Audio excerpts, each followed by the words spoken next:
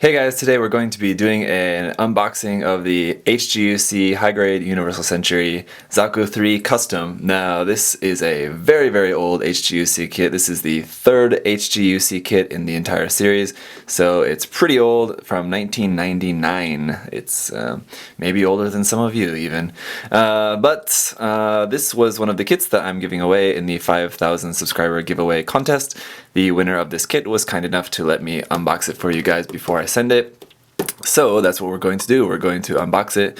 There are certain parts of this design of the Zaku III that I like, and some certain parts that I don't really like. So I've often considered buying one myself, but have just never really gotten myself to do it. One reason is just because it's also quite dated, but that doesn't mean that you can't make something awesome out of it. I think any model has potential if you just are willing to put in the work. So that's what I believe. Anyway, let's go ahead and take a look at the bottom of the box. Here you just got a front and back look of the painted kit. Here's one of the things that I don't like about it. Number one, this giant back skirt. I don't really like the look of that, and the emblem there on the bottom looks kind of stupid. If I were to build this kit, I would probably cut out a good portion of this and make that back skirt quite a bit shorter, and definitely cut off that emblem. That's just me. The other thing is these huge giant elephant feet out the bottom. They don't look like they fit into the bottom of the leg like they really should. Looks kind of strange, but I think maybe in an aerial pose it would look a lot better with those feet at a different angle. Anyway, enough about that. There's a little bit about the mobile suit, and then just nothing there. Here on the side we can see this is 003 in the series, and all of that. On the bottom, some bit about the gimmicks. Of course, it's not going to have a whole lot of gimmicks because of how old it is, but the back of the feet, that little part can fold down. It can sort of use two hands to hold the gun. It has kind of these missile launchers in its front skirt. Missile launchers or beam gun? No, that's a beam cannon. That's what that is. It's a beam cannon. And then just the shoulder armor. I don't know what's special about that. And then the backpack. It's pretty cool. Pretty cool shaped backpack, definitely. There's a bit more about the mobile suit, or about the kit maybe. And the retail price is 1,500 yen. Considering that you can get like the brand new Zaku, the Origins version, for roughly the same price, I can imagine which one you might want to go for. Anyway, here's our first bag. Very bright green color there. Second bag contains our polycaps and a couple of very large dark green runners, or dark green parts on the runner. Bag number 3 has some kind of bluish color and red parts. And the bag number 4 is some more blue, a little bit darker blue, or same color maybe, and then some more dark green. That does it for that. Get to the manual. Ooh, haven't seen a manual like this in a while. It's very short. It's definitely not as tall as the manuals that we're used to these days, so that's kind of interesting. Here on the back, let me focus that back up. There we go. Same kind of stuff that we saw on the outside of the box. Yeah, and there's our color guide. Quite a few colors there. Quite a lot of them. And we'll open it up. On the inside here we've got a nice big photo of the painted kit with lots of useful Japanese there, lots of useful information in Japanese, I wanted to say.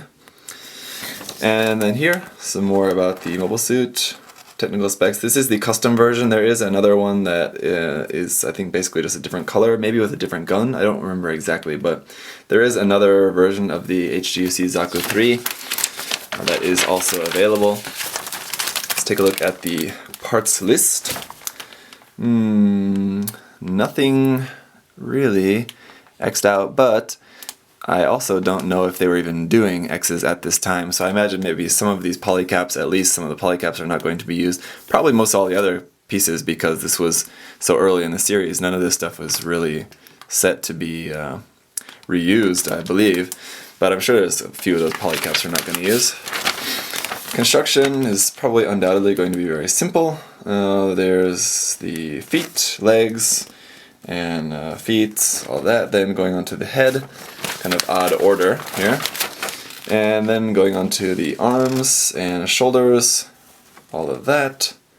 Then, what's that, the backpack and the waist unit, and the waist, and then the body. Torso is last, it's kind of strange, well, next to last. Then we have the gun there as well, final assembly, and just how to use the weapons. That is going to be it. So let's take a closer look now at the runners.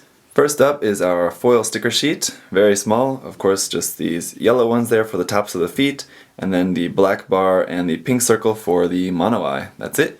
Then our polycap sheet is PC111. I imagine this polycap sheet is probably not in very wide use anymore, but I could be wrong about that.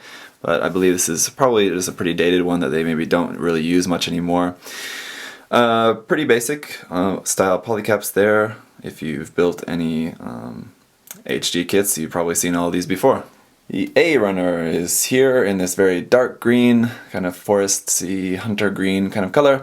There, of course, is our torso parts, front and back, the parts for the feet, shoulder armor. This is also probably the skirt, I believe, probably the side skirts, and then some other maybe skirt pieces, center of the waist, front and, left and right side, and etc. Other skirt parts there. And here's the B runner, just 4 red parts there. Nothing too exciting. Here's the C runner. Kind of interesting that now we're used to seeing all kind of joint parts and stuff like that all molded in gray usually, but this is in a very bluish color. It's not really bright blue, it's kind of a dull blue. It's close to gray, kind of, but it's definitely not gray. So there's that.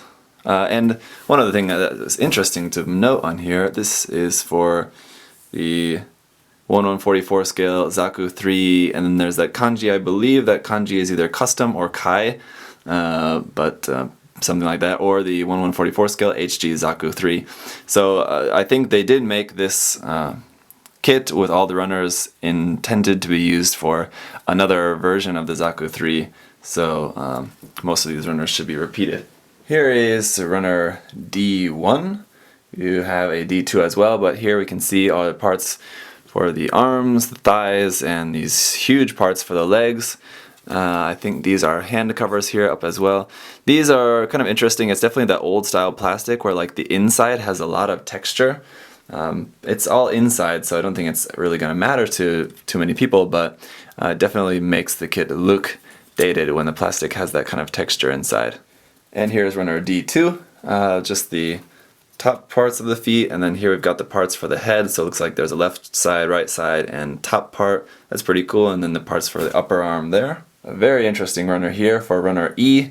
We've got just what looks like the inside and outside of that giant back skirt. Very interesting there, and then these top parts for the shoulder armor and the other spikes for that. So this stuff here, and more of that dark green here, you can see maybe a lot of that texture I was talking about inside this part. So yeah, that's what it looks like. And you're seeing a lot of texture on the top too, where it's supposed to be smooth, so like you can see a lot of this indenting from the molding process. The quality is not that great, so something you have to deal with older kits. And finally, runner F. This is just more parts that we would normally expect to be in gray, but they're actually in this blue color. Parts for the backpack, thrusters, and the fuel tanks, and the gun. The gun is interesting, to say the least. It's definitely a very unique design. Pretty cool. And interesting that we didn't have a sticker for the camera on the gun. But again, I guess that's maybe just something that was the way of these very old kits. So that's pretty much it. That's the last of the runners. So that is going to do it for the HGUC Zaku III Custom. I don't think I could have mentioned any more times about how old this kit is. I'm sorry that I really talked about that quite a bit, that the majority of this unboxing I was just talking about how old the kit is. But there's no denying that it is pretty old. But if you like the design, there's always definitely ways to make an old kit look good as new, or at least very good. Anyway, so thank you once again to my good friend Alex for donating this kit to us for the giveaway. Very awesome, very nice of him. You can check out his channel here Alex Dedoof. Go check him out and let him know that we're all very appreciative to everything he does to help me here on the channel. He's helped me quite a bit, more than you guys know, so thank you to him, and thank you for all of you guys for watching, and I'll see you next time.